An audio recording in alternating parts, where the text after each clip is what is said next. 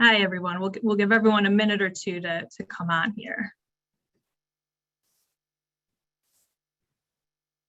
Well, just to say, Erin, thank you so much for all your hard work, yours and Lindsay's work on the survey and the results. So I know from ULI, from NAREIM, from NCREIF, REALPAC, and all of us involved, we just wanted to say a very, very big thank you, and for everyone joining, obviously, today. So.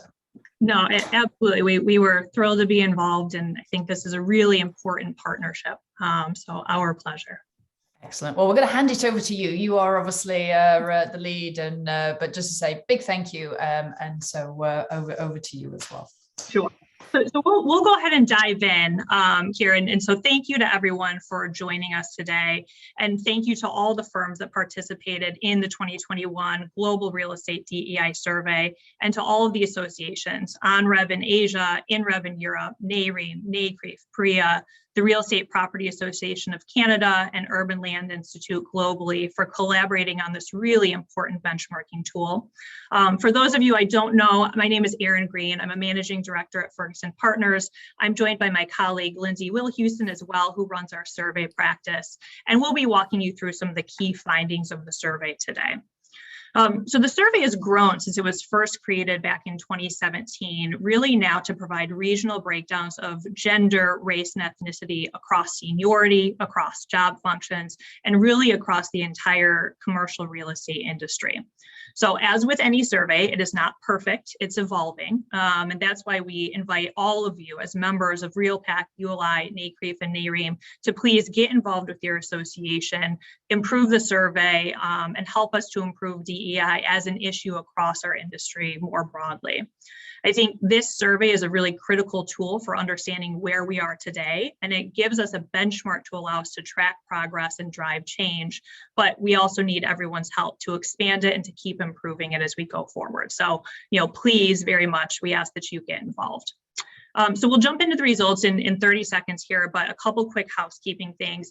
This is an open Zoom meeting, so you can ask questions directly of myself and Lindsay.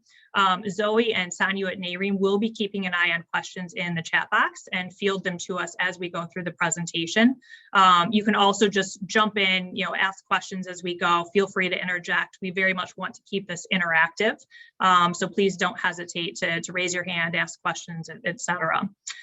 Where possible, if you can keep your video on, it's nice to see the people behind the screens. And what we'll do today is we'll go through about 15 or so slides, kind of highlighting some of the key takeaways from the survey itself.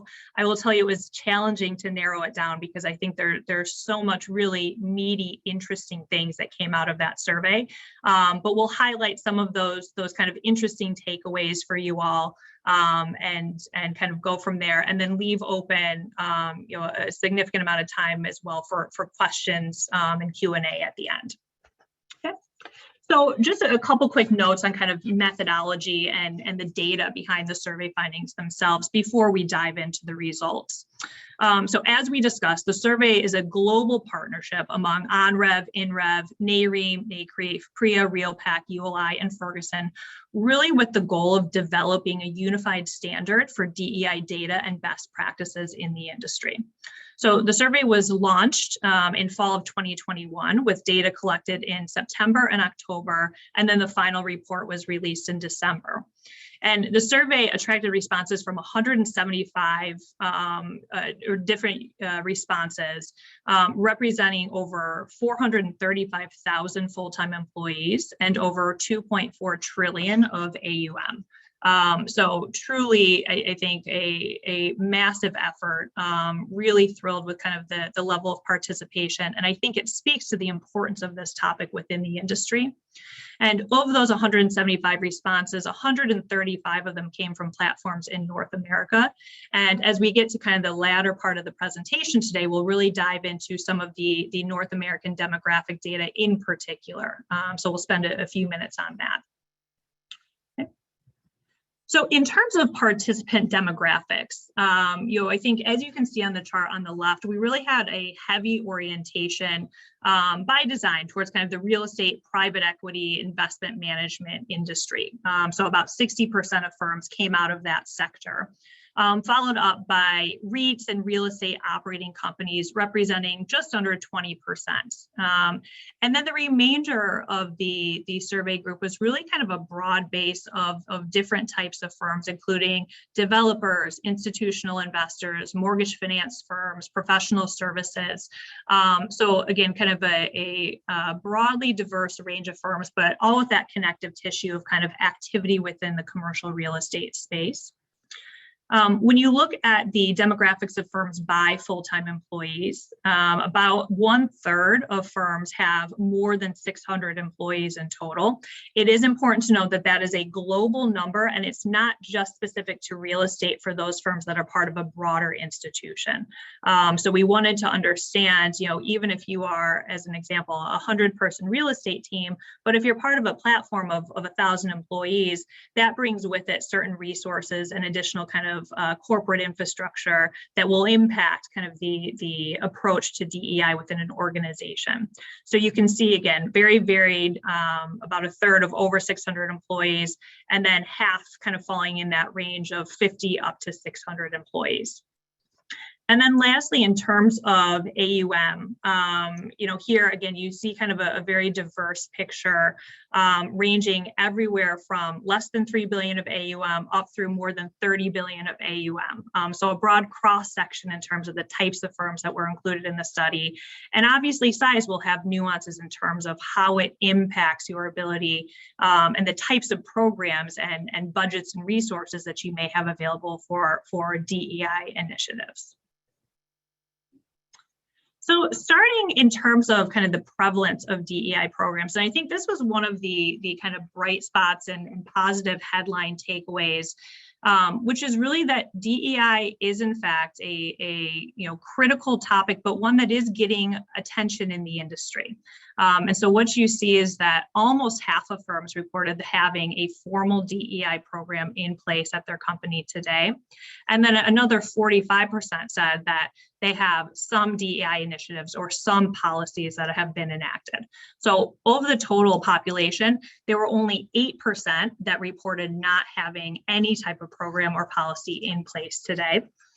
And I think it's also important to note that size can have a material impact here. Again, unsurprisingly, kind of what we talked about. So the largest firms are the most likely to have a formal program, with about 2/3 of those reporting that they do have some kind of formal documented program that's in place. And then conversely, when you look at some of the smaller firms, those were the ones that were less likely to have formal programs. And so while it was only 8% in total that reported having no DEI programs, policies, or initiatives, among those firms that have less than 50 employees, that number went up to about 22%. So still relatively modest, which again, I think notes the importance of this issue and the fact that it is getting ample attention across the space, but you do see some of that difference in approach across the different types of firms. Erin, we have a question here from Angelica. Angelica, would you like to unmute yourself and ask your question? Yeah, sure. Hi, Erin. Thanks for organizing this. I just was wondering, was there an opportunity for survey respondents to identify their gender or ethnicity? So the survey itself was fielded at the enterprise level. So all of the responses were done kind of at a corporate level for the programs and initiatives that they have in place. And then when we talk through some of the demographic data that we'll get into later, that again was reported at the corporate level, in many cases based upon how employees have self-identified. So we didn't collect anything from individuals, but instead this was kind of a corporate enterprise level survey. Okay, understood. Thanks for that. Yeah. And I think that the last point on this page that was interesting to highlight is, certainly a lot of the firms that participated in the study are international. So they're active in more than one geographic region. And one of the areas that we were interested to probe is how are you approaching kind of these DEI programs across different regions of the world? And so what we found was that 48% had established a global platform-wide policy, but allowing for variations by different regions or different countries. So acknowledging that there are going to be perhaps different practices, approaches in different parts of the world. And then another 38% had said that they also had adopted a global platform-wide policy, but that they applied it uniformly across all countries. So not having kind of that regional variation. And then the remainder had country by country or region by region specific DEI plan. So they didn't even attempt to kind of pull something up to the global level. Again, really, I think with a focus there on saying we want to do what is regionally appropriate kind of across each of the areas in which we're active. So on this page, we'll talk a little bit about kind of DEI program objectives and what it is we're trying to accomplish. And this is perhaps an obvious statement, but I think it's really important anytime you are undertaking an enterprise level initiative to really be mindful about what is it that we are trying to achieve? What does success look like here? And so I think there are two different charts here that kind of go to this question. And the chart on the left-hand side is for those organizations that set quantifiable metrics as part of their DEI program. What are those metrics? What are the objectives that they have established for themselves that help to define what success looks like?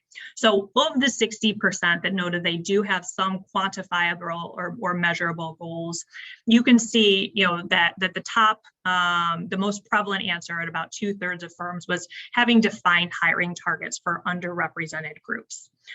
Similarly, I think that the next most prevalent item there was having a target percentage of senior level employees for underrepresented groups.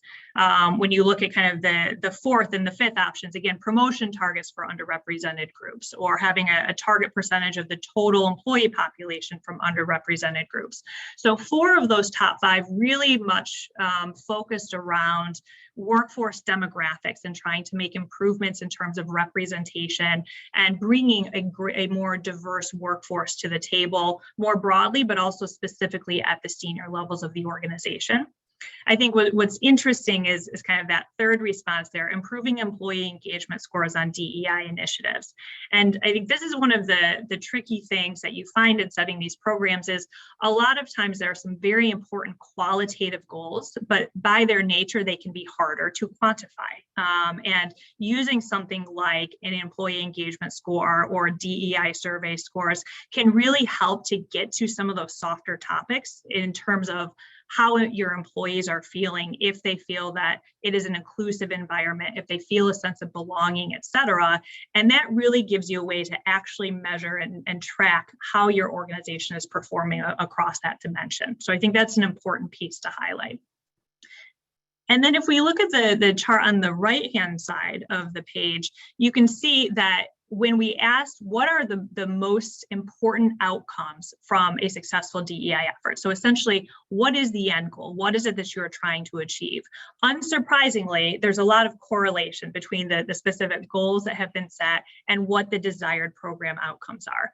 So when you look at kind of the most prevalent outcomes and objectives, a lot of them again relate to having broader representation, having a more diverse overall workforce, both more broadly speaking and at the senior executive level. But I think what's really interesting to me is some of the scores that still had some relatively high ratings, but kind of fall on the bottom of the chart, but related to things like employee retention, employee productivity, employee morale, some of these more behavioral elements. And I think it's really important to keep an eye on the idea that what we're trying to do is create a healthy, supportive culture and work environment where people feel supported and that they feel a sense of inclusiveness and belonging that allows them to succeed, right? And at the end of the day, that is an outcome that is positive for everyone involved, because those are also the employees who are going to be the most engaged, the most committed to the platform, and the most productive. So I think those behavioral pieces are equally important in my mind as achieving some of the important objectives related to overall workforce demographics. So how is it that firms are approaching DEI from an organizational perspective? So we'll cover a couple different topics on this page, starting with kind of capital. So does your firm have a dedicated DEI budget? And what we found is that today about a quarter of firms have a dedicated DEI budget, highly variable. So there are some that have kind of a $30,000 or so budget, and there are some that have a budget of almost $300,000. So again, some correlation certainly to size, but also in terms of how much of a priority DEI is within the organization. Another 63% fund the DEI initiatives from other areas of the business, oftentimes coming from an HR budget. And then finally, 11% do not have any specific DEI budget or funding. I suspect that this is one of many topics that we'll talk about today that we will see evolve going forward. And I would suspect that we will see more and more firms having a dedicated DEI budget in the years to come.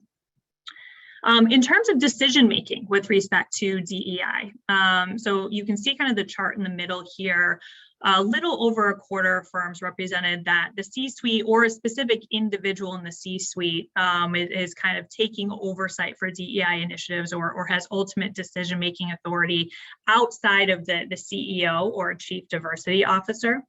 About a quarter have tasked a DEI team or a DEI committee with that responsibility. And then human resources coming in at 12% and a kind of dedicated senior level DEI employee or someone akin to a chief diversity officer at 11%. I will say that senior level DEI employee among the large firms who are more likely to have that type of a person, that option was ranked materially higher, right? So to the extent you have that type of person, oftentimes they will be the one kind of leading the charge in terms of DEI initiatives, as you would expect. And this really comes to kind of the point that I was just making around dedicated resources. When you look at the third chart on the page, today about a quarter of firms reported that they have at least one employee who is solely dedicated to DEI initiatives, while 75% said they do not. Of those that do have at least one dedicated DEI focused employee, the median was kind of having 3 such employees focused as part of the team. And that range was kind of about 1 to 7 people. And again, this is one where if you look exclusively at the firms with more than 600 employees, that 25% number in terms of the prevalence of having dedicated DEI employees balloons up to 55%. So again, I think as this topic continues to gain traction, become more embedded within the human capital management strategy for these companies, we'll see that number continue to climb. And then for the other kind of organizational side of this is around DEI committees. And committees, even outside of DEI can be really helpful in terms of pulling together a diverse range of people with cross-functional viewpoints who can all come together for a common purpose, right? And collectively come up with solutions that are more effective, more creative, more inventive than any single person could have. And so what you see is that DEI committees are relatively prevalent today. About 62% of firms in the sample reported that they did have a DEI committee in place. It can range in size. The median committee had about 10 people on it, but the range there was really anywhere from about 7 people up through 16 people.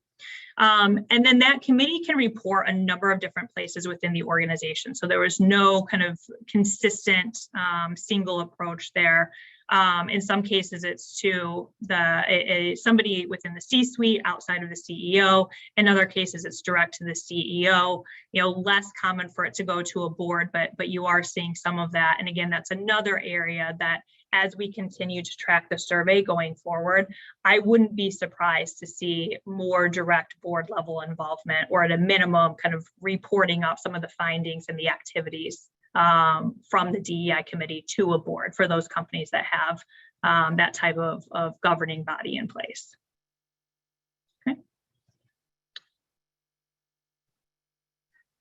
Okay, so on the next 5 pages, we're going to go through a number of different specific initiatives and policies around different dimensions of DEI programs.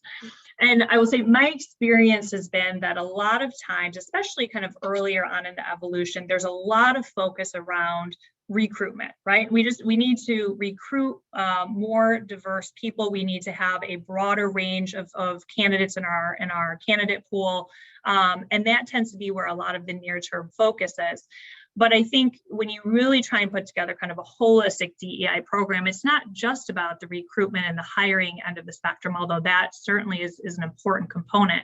It's also about, once you bring the individuals on, how do you then retain them? How do you develop your people within your organization? How do you create that inclusive work environment? And how do you kind of track your performance and hold yourself accountable for the standards that you've set as an organization? So we'll go through kind of each of those specific dimensions on the following pages and kind of talk about some of the key takeaways and findings within each of them. Starting on the recruitment and hiring side of the spectrum. So when you look at kind of the chart here, and you'll see a very similar approach to each of these charts, which is essentially there are 3 options that respondents were given for any of the specific items. And that's either the initiative is currently implemented, and that's in the green. In the blue, it's that they plan to implement within the next 12 months.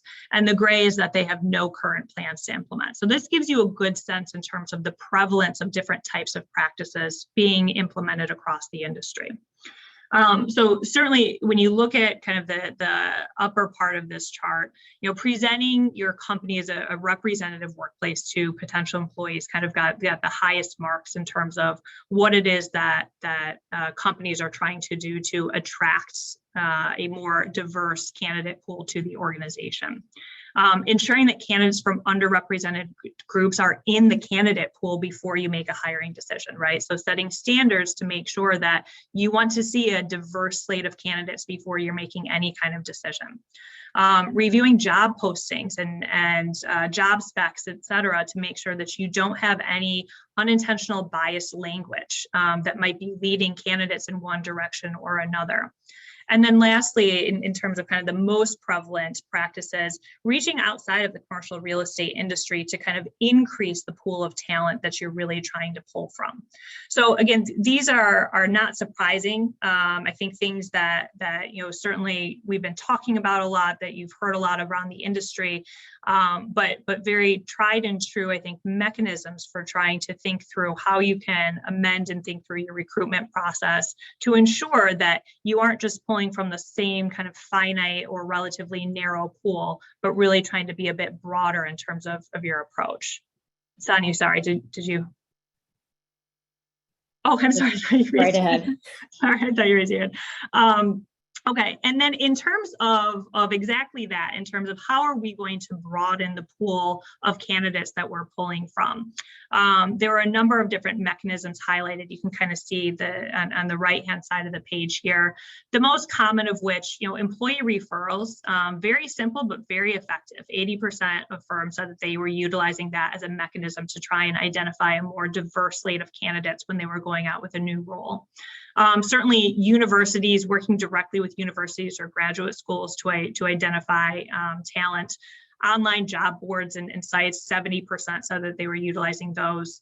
And then with 64% kind of professional associations or nonprofits that are focused on underrepresented groups. So also a lot of folks kind of turning to some of those resources to really focus and try and identify a broader group of candidates. And then once identified, really making sure that they're doing everything possible to position their organization to be an attractive place to a broader and more diverse range of employees.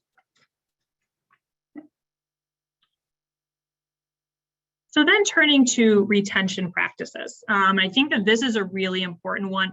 And, a lot of this just relates to good human capital management. And so as you think about not just how do we attract people to our platform, but then how do we retain them? You'll see that two of the top three choices here really relate to setting clear expectations, having well-defined guidelines for what's required of people within their roles, what's required to get promoted to a new role, what are the guidelines, what are the criteria, how are you evaluating people, and making sure that you are trying to put some objectivity around those things, because in the absence of some of those well-defined criteria, anywhere there's ambiguity, people will make their own assumptions about why certain decisions were made, right? And so by leaving some of those things open-ended or not putting more well-defined parameters around it, you're creating a space where people can assume, correctly or incorrectly, that bias had a role in kind of why certain decisions were made. So it is important, to the extent practical. We recognize that there's always some gray area here, but to the extent that you can, trying to be a little bit more objective about what's required from different positions, what's required to be promoted, et cetera, I think is an important piece here. And you see that even reflected like in things like the transparent decision-making regarding promotions. The one other one that kind of jumped out here that I think is interesting to know is kind of exactly what we just talked about. But if you look at the second to last criteria on the page, you know that 48%, so just under half, have that kind of clear criteria for what it means to be, or for promotions at kind of all levels of the company. But that 38%, the by far the largest kind of on the page here, 38% said that they plan to implement that in the next 12 months.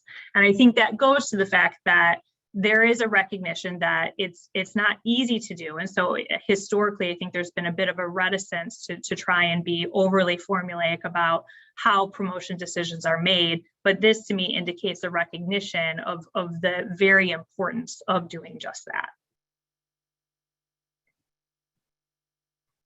Okay. So in terms of training and development practices, I think on this page, the first couple here, certainly communicating the importance of DEI to employees.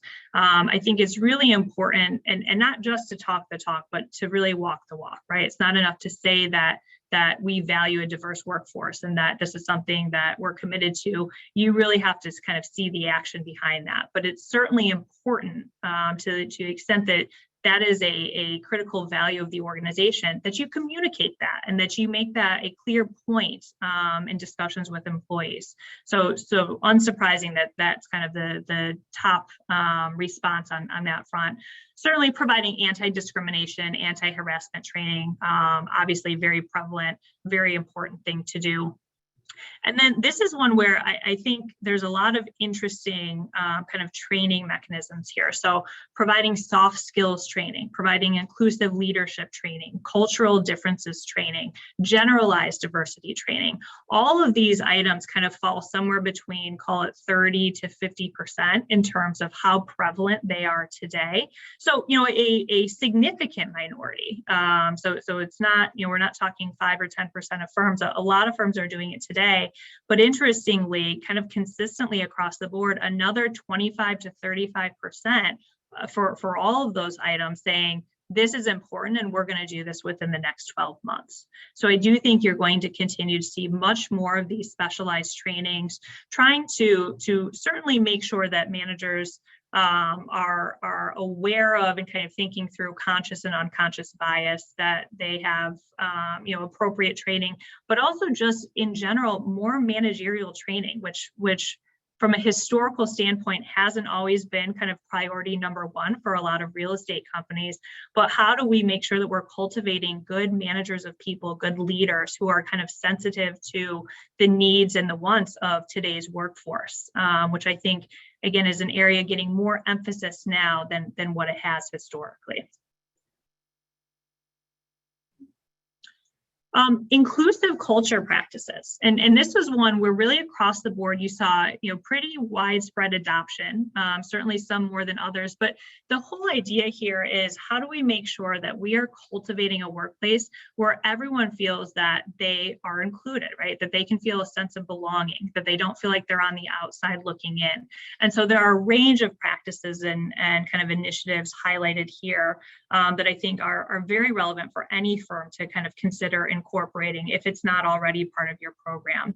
There are defined things like parental leave, and making sure that you are attractive to employees from that standpoint, ensuring the workplace is accessible, providing a breastfeeding room, those types of things, but also some things more around communication, right? So communicating a company stance on what's happening in current events, and having a voice, whereas historically, again, companies may have been more reticent to get involved in some of those current event type issues, but being at the forefront and saying, here's what we stand for and here's what we believe.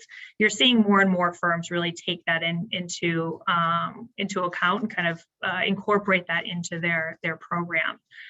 Holding events or promoting things like Black History Month, Pride Month, et cetera, to show support for all of your employees, across the board. So all of those types of things you're seeing, I think, really being pretty widely adopted. And again, this is another one where I suspect that we'll see these numbers in green continue to climb.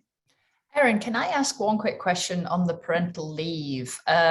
This was not just a North America thing. This was actually global. So even when you're looking at European firms and Asian firms, but particularly European firms, where perhaps parental leave is more federally mandated and obviously, legally required, that was seen as one way to be more inclusive as well. So this wasn't just a North America thing. Correct me if I'm wrong on my recollection of the raw data. So. No, I think that's exactly right, and it's a great point. Yep. Okay. And then kind of the last of the 5 dimensions here that I had highlighted up front, really around kind of tracking and accountability. So it's not just about putting these initiatives in place and kind of hoping that you're moving in the right direction, but how do we actually hold ourselves accountable, and how can we track our progress? And so I think this survey is intended to be just that on an industry-wide level. But within any particular company, there are a whole host of things that firms can be doing. Certainly things like collecting employee demographics and compensation data, by far the most prevalent here at 83%, reporting that they're already doing that.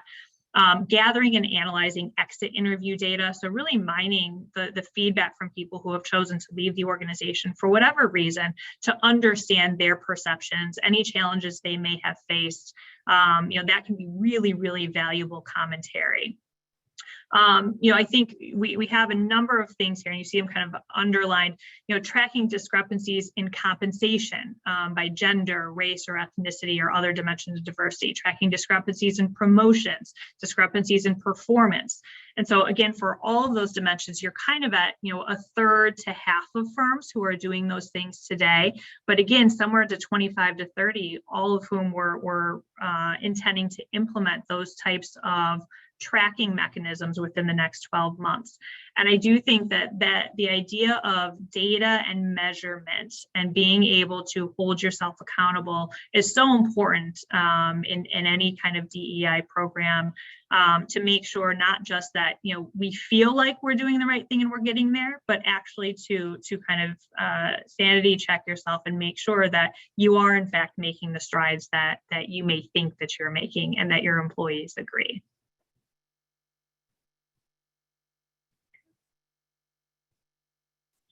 Okay, so impact and obstacles. So two, I would say, opposite ends of the spectrum here, but I think a couple really interesting takeaways and findings that came out of these couple of questions. So within North America, one of the questions that we asked respondents, across the survey, but we'll talk about the North America results, is for any of the initiatives, all of the ones that we just talked through, for any of them that your firm has done, what has been the most impactful, right? And we allowed firms to select up to 5 options. And so you certainly kind of a very diverse range of viewpoints and outcomes here. But I think it's important to really highlight these, because we just went through a whole bunch of initiatives and a whole bunch of things that you could be doing. And so the obvious next question is, well, what works, right? And what's the most impactful? And so, for all of the firms in who participate in the survey, kind of these items here on the page are those that most consistently were highlighted as kind of being the most impactful, really moving the needle. So starting kind of top of the list there, ensuring that there are individuals from underrepresented groups in a candidate pool before you make a hiring decision. This can feel like a no-brainer, but I think it can be so quickly, especially as we know, in a really competitive hiring market. To have a very, very narrow pool and to just go with kind of a candidate that you find if they're good and they meet the criteria without taking kind of those extra steps to say, no, we want to make sure that we're covering all of our bases, that we're going out to a broader group of resources, a broader pool of talent to really try and bring to the forefront a more diverse and broader range of candidates to consider here, as opposed to perhaps just going with a much more narrow or finite focus that we've done historically. And you can see that was kind of the top ranking choice in terms of the most impactful decisions. The second there is really around programs that offer better work-life balance. So flexible work arrangements, support for childcare, et cetera, but things that allow people to connect and be involved in the workforce, but also to still have time and the ability to connect with their personal life and do the things that are important to them and take care of their families. So I think that's a really important piece, and one in particular, I think in light of COVID, that has taken on some increasing prominence from where we were even a couple of years ago. Third, communicating the importance of DEI. We talked about that a bit.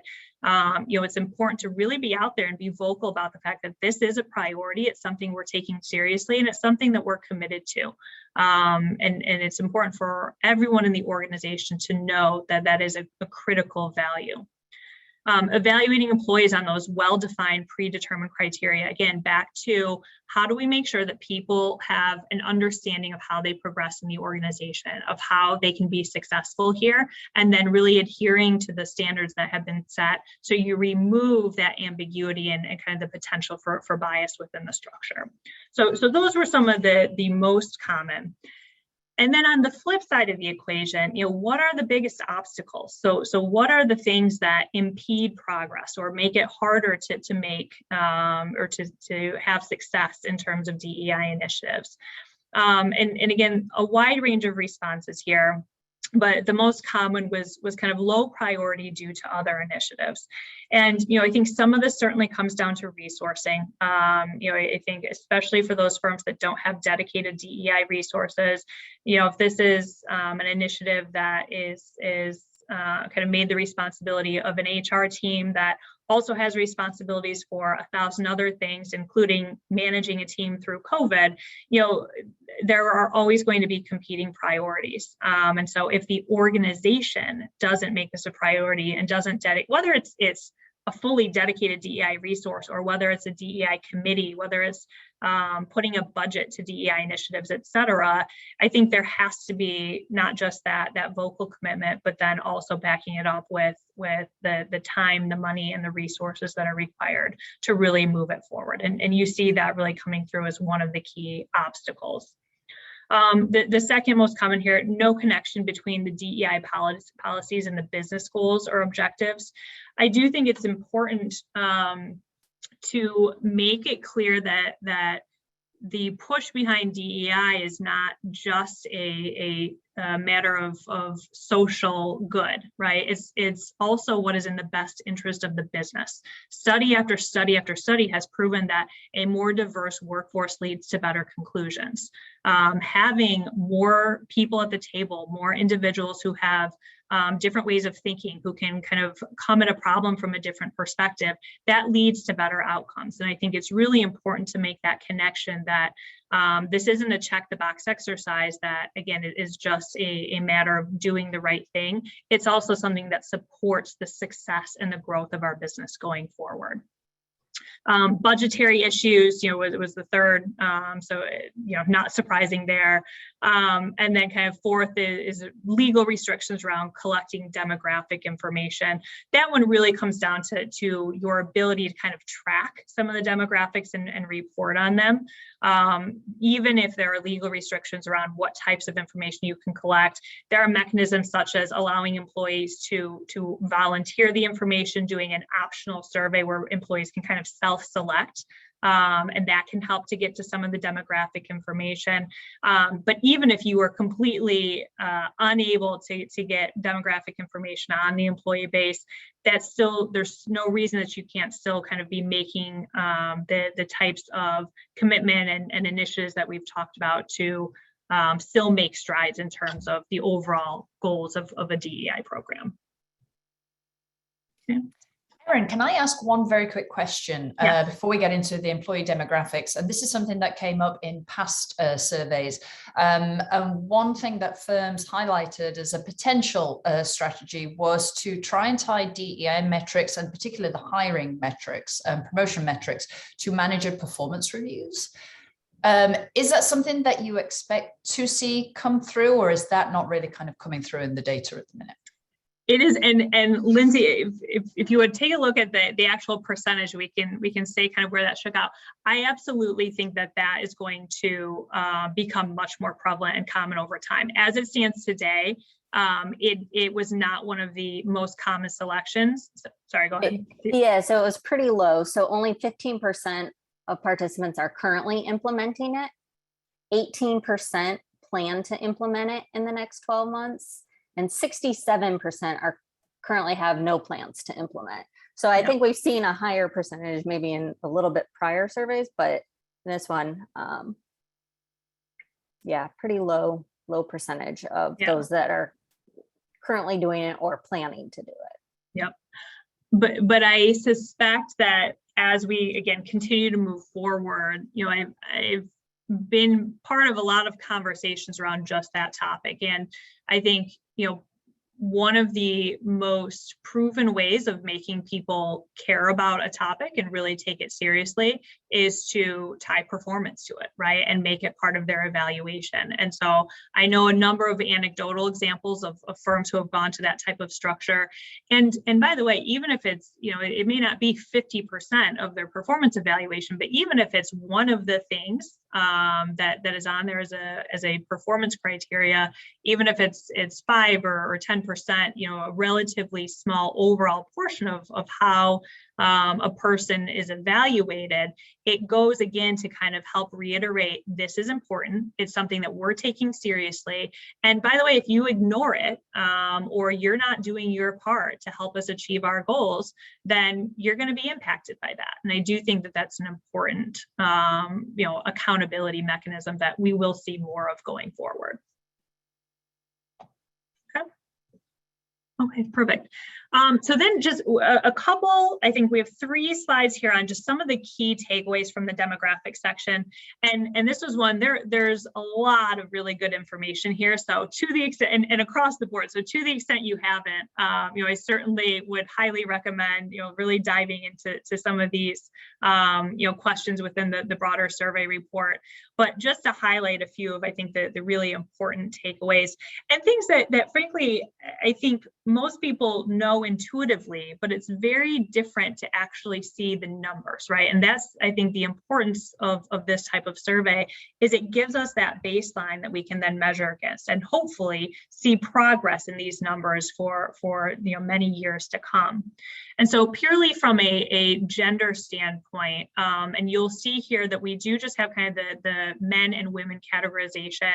As of right now, there is insufficient data to report on employees who identify as non-binary or non-conforming. Again, I think that is an area that will evolve over time, and hopefully we'll start to have data to be able to report on that as well.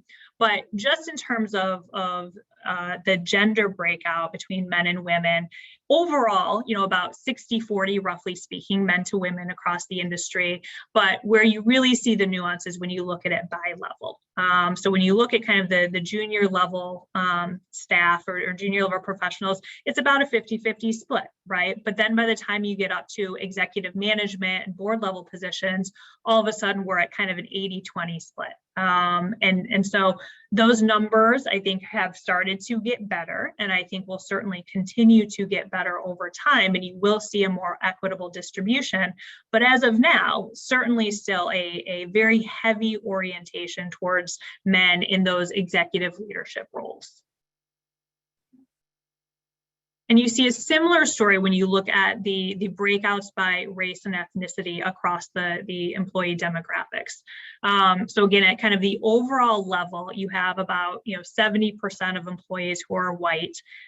You have about 10% who are Asian, 9% who are Hispanic or Latino, 7% who are Black. And then when you look at that kind of at the junior level professionals, that breakdown is about 60% white, and then 40% people of color who are multiracial. But again, similarly, when you look at the board of directors, executive management, senior professionals, all of a sudden we've kind of ballooned up to 85%, give or take, of professionals who are white, right? So certainly lacking in the desired level of diversity from the race and ethnicity standpoint at those senior and executive ends of the spectrum. And so I think as an industry, this also helps to explain why we saw such emphasis on those desired outcomes of bringing better representation into those senior leadership roles. That's why that's one of the quantifiable metrics that a lot of firms have adopted, and it's why it's one of those desired outcomes that has been broadly cited as being really critical. And then lastly here, I think one of the important pieces is, the last two slides are really kind of looking at static numbers in terms of the employee demographics, right? And I think we can all recognize that the composition of one's workforce doesn't change overnight, right? And that there are going to be changes that happen, but it's going to be an evolution. And for that reason, we really like to look and track at changes that happened within the course of the year. So as part of the survey, we asked about employee demographics for individuals who were promoted within the past year, for individuals who were hired in the last year, and for individuals that departed within the last year. So I know there's a lot going on this page, but I think a couple of things to orient us to. If we were to look at kind of the bottom left-hand chart here or table on the page, focus on junior level professionals, and we were to look at the total promotions in the past year. So of those that were promoted at the junior level, if we were to focus on people of color in particular, so we have men and women combined, about 30% of those that were promoted fall into that category, right? If we do the same and we look at the executive management level for the total promotions across people of color, you look at the 10 and the 5, we're at 15%, right? So this helps to explain why we see that drop off at those senior and executive management levels. In general, whether you're looking at women, whether you're looking at kind of the race and ethnicity breakouts, at the junior and to a slightly lesser extent, but still at the mid levels, the representation among those who were hired or promoted is at least much better than it is at the senior levels, where you're still seeing a heavy orientation towards white males, right? And so I think as an industry, as we continue to hold ourselves accountable for making progress, these are the types of metrics and kind of employee mobility information that's so important to track. Because if you want to make progress, then really the proportion of individuals from underrepresented groups that are being promoted and hired needs to be higher than what it is today, right? And you want your departure rates among those same underrepresented groups to be lower. And so if you're not kind of meeting those milestones, then we're not going to be making progress as an industry. And so I think that these kind of help to level set and show that in particular, though we've made strides at the senior and executive management level, even in terms of some of the changes over the past year, there's still, I think, some wood to chop here and a lot of ground to be gained. So that takes us through kind of all of the key takeaways and findings that we had prepared today. I didn't leave as much time as I had hoped. Apologies for being a bit long-winded, but certainly any questions, folks, that people would like to ask of me or Lindsay, or of your colleagues and of the others on the line. Erin, can I ask one very quick question? And this actually may be more of a human capital question in terms of departures in the past year. Did you see more women leaving post-COVID? I didn't know whether that may have been a response to COVID. Obviously, so much of the child caring duties, it did stereotypically fall on the women. Is that something that you saw in the last year? I didn't know whether women were just at a higher rate than what you would have expected. Yeah. I think certainly women have tended to be disproportionately impacted. And I think one of the interesting things is within the survey, we asked too about, for those who have departed, where have they gone, right? And why have they departed? And you saw that for women, the numbers who had either left the workforce entirely or who had gone to another industry were much higher than they were for men. And I think that is an important context. And again, goes back to the point around making sure that you are valuing work-life balance and that you are putting, initiatives and policies in place that can be supportive to a broader range of your workforce, including working moms and the like. And the fact that those numbers were higher for women, either leaving commercial real estate and going to other industries or just leaving the workforce entirely, I do think is telling as to some of the challenges that COVID in particular has kind of brought on. Erin, we had a couple of interesting comments in the chat. Virginia, would you like to unmute yourself and kind of add some color to your comment? And then following that, Laurence had a question for you as well. So I'll kick it over to Virginia and then Laurence. So this is Virginia. Thank you for all the information. This is really helpful. The comment was made about the fact that making sure that we're measuring metrics, and we use metrics as a performance indicator that impacts compensation. My comment was, this is something that I think the firm I represent aspires to, but it's developing those metrics and collecting the data before we can get to that point. So I think that's why some of the positive participation is a little bit low, because we believe that that's going to take us into 2023 before we can actually roll that out. I think it's such a good point, and I'm glad you raised that. And I think this is a more iterative step. And what we've heard some firms, and it sounds like you're kind of doing the same, is that we may start to incorporate it into our discussions with our managers at year end, or start to kind of make sure that it's part of the conversation, but not have it have a direct impact yet on compensation until it can become a more structured part of the overall program, until there are better mechanisms. It's kind of that process of getting people used to a new concept and a new idea. So before kind of fully diving in, kind of dipping your toe in the water and starting to really move the process forward in terms of saying this is important, and we are going to start evaluating you, in part based upon your performance in this area, even if you don't go all the way to impacting compensation. I think it's a great point. Thank you. Go ahead. Sorry, it's Laurence. Just wanted to know if you're planning to do another presentation for Europe and Asia. I'm just wondering if I missed some data or anything. Yes, I believe there is, and we'll have to kind of coordinate, but I know certainly that both INREV and ANREV and ULI are planning on doing, additional outreach kind of specific to those regions. And you're exactly right. This one was intentionally more North American focused, but kind of the same focus is available, of course, within Europe and Asia as well. Okay, thank you.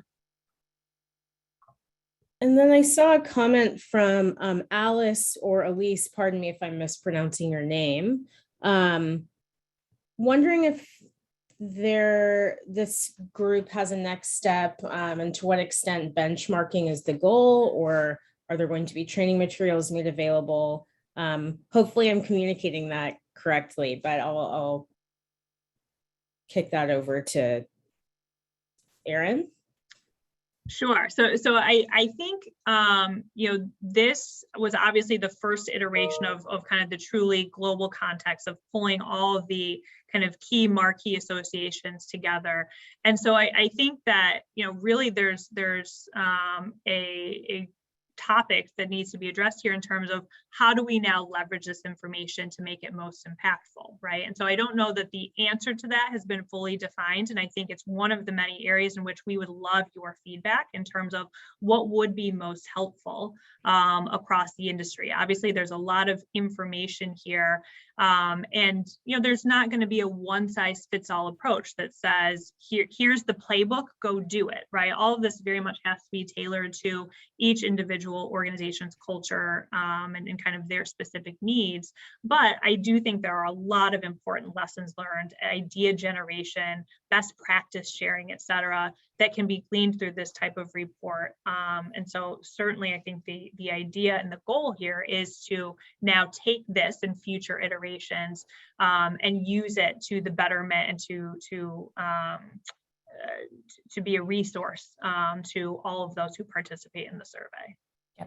And just to also add, on behalf of obviously the other associations, definitely check in with the DEI committees, with the staff there. I know many of them are doing, PREA is going to be doing a survey, going through the survey, but also talking about their DEI work. That'll be coming up in February. Obviously, we've had this as a joint one. ULI's also got some great work. INREV, ANREV and ULI in Europe are also doing some more work. And each association will be really trying to push the conversation, but also creating tools, a little bit of materials, some research, some additional research as well. I know that's definitely on the card. So please keep an eye out for that as we go into February. We'll present more data. And then obviously, as we look to this survey, we want your feedback on this. What is relevant? Just as Erin said, without that feedback, we can't tailor this. We want this to be helpful to you, not a burden to you. We know this is an extremely comprehensive report. It takes a little bit to fill in. We get that. So what is helpful? We know we need to push and get better data in Europe, better data in Asia, and obviously expand it to really make this the standard and one way of reporting. We want to ease the burden for you and really help this so that we're all just talking about the same data points, the same definitions, the same methodology to make things easier for you overall. So, but we'd love everybody's feedback on that one. So on behalf of all the associations. Yeah, and pulling in some of that feedback, Lindsay mentioned, having regional breakdowns in the US, provided there's enough data to cull that information, could be really helpful. And then from Michael here, Michael, do you want to unmute yourself and field your question as we wrap up here? Yeah, we work with a lot of managers partners, and we haven't surveyed them for DEI issues, but we're now asking our partners to submit to GRESB. So we're hopeful that that'll help shed insights on this, or be one way to start the process for us. So I just wanted to see what you thought about the GRESB questionnaire in terms of the DEI issues. Erin, is this something you want to? It's not. I haven't spent a lot of time with the DEI specific portion, so I don't know that I have an educated viewpoint on that one that I can share. Yeah. But certainly to the extent anyone else on the call would welcome any comments that you have on that front. Yeah. And Michael, I know that on behalf of the associations, one of the things that we are trying to do is to make sure where DEI is asked, we can all talk the same language. That is a goal. It's not going to be perfect overnight. Absolutely get you. But we are definitely thinking to that. We want to make sure we align completely with our questions so that, again, there's no duplication. You don't want to be filling in 15 different surveys. They're asking it just very slightly differently. So that is an absolute objective. I know of all the associations, we want to make life easier for everybody within commercial real estate. So, but love to open that one up to the room, those that obviously do fill in the GRESB surveys as well, because I know, the depth of the questions for the GRESB surveys can be different for different firms. But anyone else want to chime in on that one? That would be great. Thank you.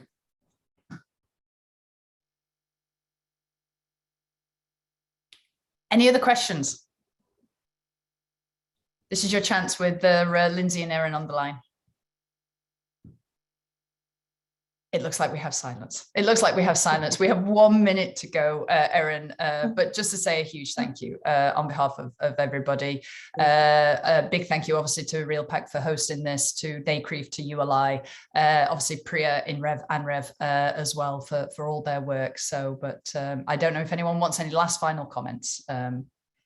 Just a quick question, actually. I'm just wondering if these slides will be shared with the group. They certainly can be. Yep. This was very helpful. Thank you. Thank you so much.